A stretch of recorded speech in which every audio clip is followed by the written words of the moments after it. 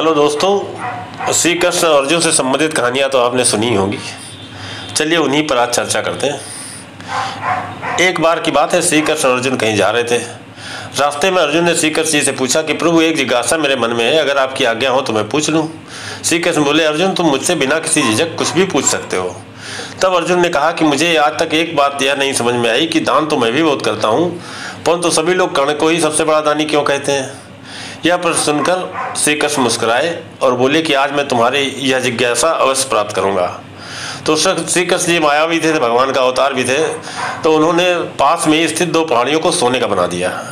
इसके बाद वह अर्जुन से बोले कि हे अर्जुन, इन दोनों सोने की पहाड़ियों को तुम आसपास के गाँव में वालों में जाकर बांट दो।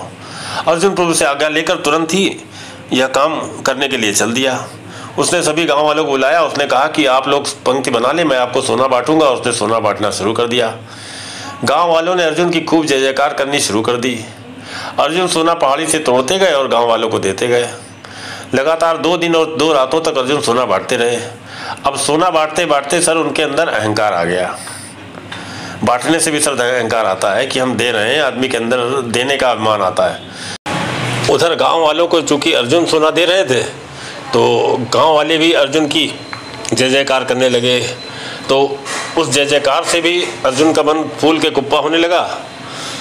उनके अंदर अभिमान जागृत हो गया कि जैसे वो सोना अपने पास से दे रहे हैं। तो यह भी एक उनके मस्तिष्क में एक विचार आया करता था कि चूंकि मैं सोना मैं दे रहा हूँ तो मैं कोई बहुत बड़ा आदमी हूँ, मतलब देने का अभिमान उनके अंदर आ चुका था।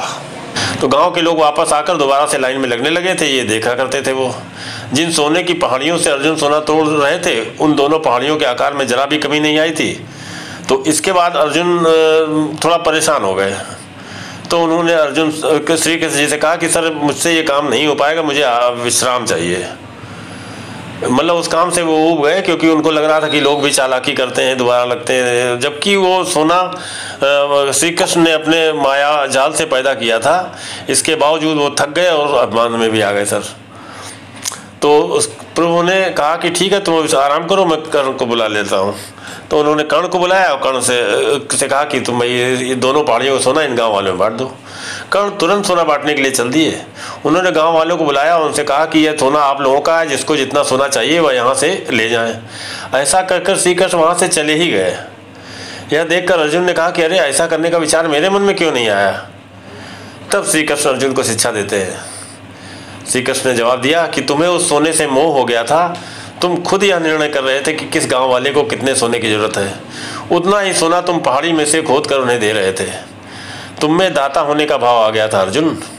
दूसरी तरफ कर्ण ने ऐसा नहीं किया। वह सारा सोना गांव वालों को देकर वहां से चले गए। वह नहीं चाहते थे उनके सामने कोई उनकी जय जयकार करे या प्रशंसा करे। उनके पीछे भी लोग क्या कहते उससे उनको कोई फर्क नहीं पड़ता। यह उस आदमी की निशानी है जिसे आत्मज्ञान हासिल हो चुका हो। इस तरह श्री कृष्ण ने खूबसूरत तरीके से अर्जुन के प्रश्न का उत्तर दिया। अर्जुन को भी अपने प्रश्न का उत्तर मिल चुका था। तो इससे सर क्या नतीजा निकलता है, दान देने के बदले में धन्यवाद या बधाई की उम्मीद करना भी उपहार नहीं, सौदा कहलाता है। यदि हम किसी को कुछ दान या सहयोग करना चाहते हैं तो हमें यह बिना किसी उम्मीद या आशा के करना चाहिए, ताकि हमारा सत्कर्म हो, ना कि हमारा अहंकार। सदैव प्रसन्न रहिए, याद रखिए जो प्राप्त है वही पर्याप्त है। अब आज देखते होंगे सर आप कोरोना काल में कि जो है आदमी जो है एक कंबल बांटता है या कुछ भी एक चीज़ बांटता है तो वो कैमरा लेके सामने चलता है और चेहरा अपना दिखाता है। तो सर कितने शर्म की बात है। अगर आपने कुछ दान किया, कुछ किया और उसका फल यहीं चाह लिया तो परलोक नहीं सुधरेगा सर। तो इसलिए जो है, और फिर दूसरी चीज़ इसके साथ ये भी है कि प्रकृति जब कुछ लुटाती है तो बिना कुछ किए लुटाती है। प्रकृति आपको हवा देती है, पानी देती है, सब देती है, वनस्पति देती है, बदले में तो वो आपसे कुछ नहीं चाहती है। और ये पशु पक्षी ये सब जो ईश्वर ने बनाए हैं, खाली मनुष्य को ही सर थोड़ी बनाया है।